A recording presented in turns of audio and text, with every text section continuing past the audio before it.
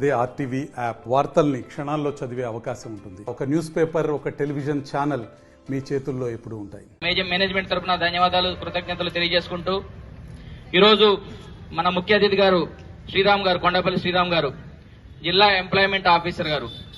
జిల్లా employment officer గా చాలా సంవత్సరాల నుంచి ఖమ్మం జిల్లాలో పనిచేస్తున్నారు. ఎందుకంటే ఇది ఒక చరిత్ర.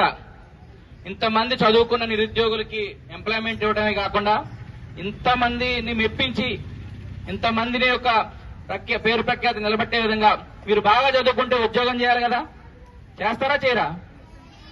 ఇలా మీలాంటి వాళ్ళు ఎంతో మందికి, నిరుద్యోగ యువతకు ఎంతో మందికి ఈరోజు సారు ఖమ్మం జిల్లా వ్యాప్తంగా ఉన్న నిరుద్యోగ యువతకు ఉపాధి కల్పించిన ఆఫీసర్ గారు ఇక్కడ రావడానికి ఎంత కష్టపడ్డారో ఆలోచించుకోండి. ఎందుకంటే మీ తల్లిదండ్రులు మిమ్మల్ని ఇక్కడికి ఎంత డబ్బులు కట్టి చాలా కష్టపడి మీ మమ్మీ గాని పొద్దున్నే లేచి టాయిలెట్ చేసి అందరినీ మీ ఉన్న పిల్లల్లో అందంగా తయారు కావాలి, అన్నిట్లో ముందుండాలి, నా కొడుకు నా కూతురు ఉండాలని ఎంతో కోరికతో అయితే ఇక్కడ పంపిస్తున్నారో మీరు కూడా కష్టపడి మీ తల్లిదండ్రుల కష్టాన్ని ఇంటి దగ్గర చూస్తున్నారా లేదా? ఎంత కష్టపడతారు, వాటిని నిలబెట్టాలి కదా మనం కూడా. కాబట్టి మీరు కూడా గుర్తుపెట్టుకొని చదువుతో పాటు అన్ని రంగాల్లో కూడా మనం ముందుండాలి విద్యార్థులారా.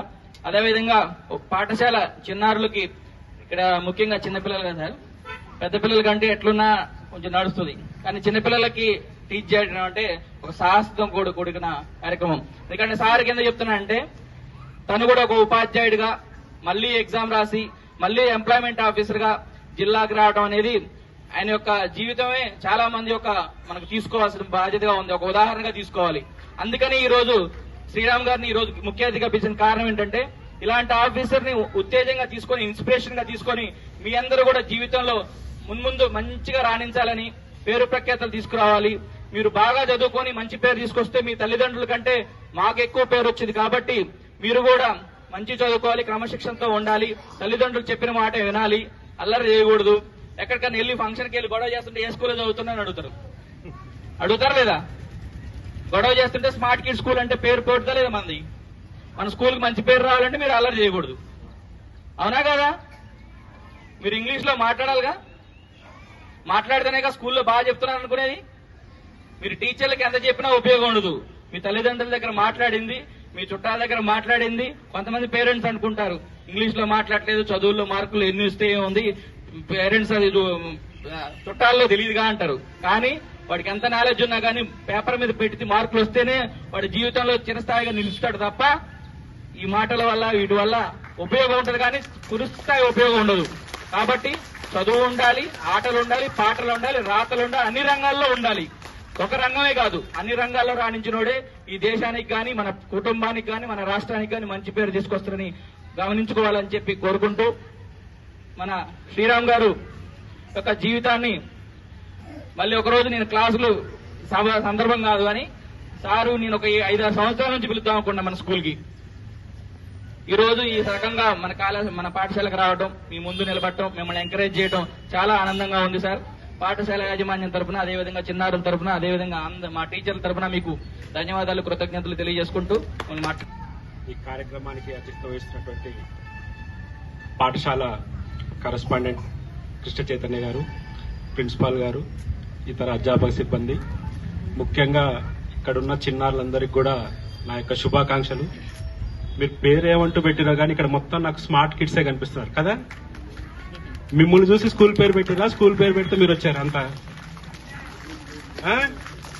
You are all very smart నా? Yes sir no? ఎస్, అందుకోసమే స్మార్ట్ కిడ్స్ అనే స్కూల్ పెట్టారు ఇక్కడ కదా. సో ఇక్కడ ఇందాక సార్ చెప్పినట్టు ఎప్పుడైనా స్కూల్స్ రమ్మంటే నాకు చాలా సంతోషంగా ఉంటుంది. బిఫోర్ జాయినింగ్ దిస్ నేను కూడా ఐ వాజ్ ఎ టీచర్.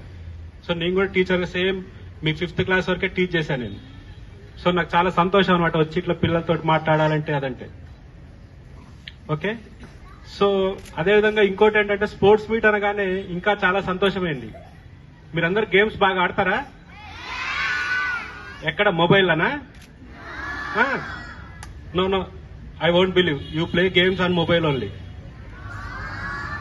ఎక్కడ ఆడాలి గేమ్స్ అంటే మనం? Where should we play the games? In the playground only we have to play. Okay? You should not play cricket on the mobile. You should not play football in the mobile. Kada?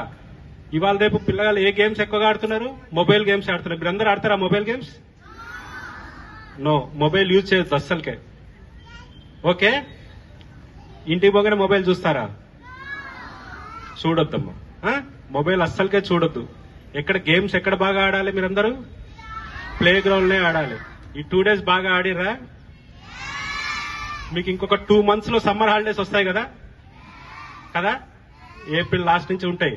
So మీరు అప్పుడు అందరూ ఏం చేస్తారు? ఆ April May 2 నెలలు కూడా మన దగ్గర ఇక్కడ ఒక మంచి స్టేడియం ఉంది, మీకు తెలుసా? అక్కడ మీకు సమ్మర్ క్యాంప్ లా బాస్కెట్ బాల్ నేర్పిస్తారు, క్రికెట్ నేర్పిస్తారు, ఫుట్బాల్ నేర్పిస్తారు, స్కేటింగ్ నేర్పిస్తారు, చాలా గేమ్స్ నేర్పిస్తారు. స్కేటింగ్ తెలుసా మీకు? ఏది ఉరుక్కుంటే జారి కింద పడతారా? స్కేటింగ్ అంటే ఏంటి?